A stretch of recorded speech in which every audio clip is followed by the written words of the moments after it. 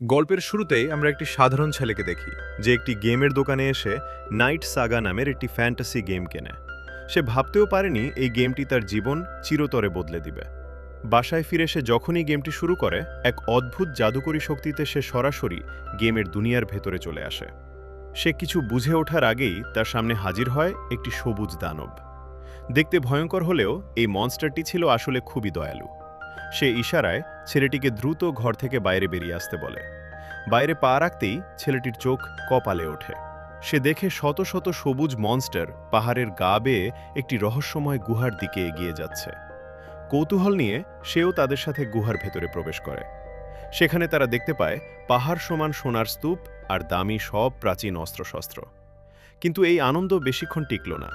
হঠাৎ এক বিকট শব্দে পুরো গুহা কেঁপে ওঠে আর এক ভয়াবহ বিস্ফোরণ ঘটে।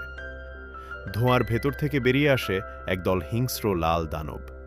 মুহূর্তের মধ্যেই শান্ত পরিবেশ এক রণক্ষেত্রে পরিণত হয়। শুরু হয় সবুজ আর লাল মনস্টারদের মধ্যে এক রক্তক্ষয়ী যুদ্ধ। লড়াই চলাকালীন একটি লাল মনস্টার হঠাৎ ছেলেটিকে মারার জন্য তেড়ে আসে। সেই সময় সবুজ মনস্টারটি নিজের জীবন বাজি রেখে তাকে বাঁচাতে সামনে এসে দাঁড়ায়। কিন্তু লাল মনস্টারটি ছিল অনেক বেশি শক্তিশালী। সে মুহূর্তেই সবুজ মনস্টারটিকে হারিয়ে দেয়। সবুজ বন্ধুটি এখন মাটিতে লুটিয়ে আছে, আর সেই ভয়ঙ্কর লাল দানবটি ধীরে ধীরে এগিয়ে আসছে ছেলেটির দিকে। এখন এই বিপদে ছেলেটি কি করবে? সে কি পারবে এই গেমের দুনিয়া থেকে বেঁচে ফিরতে?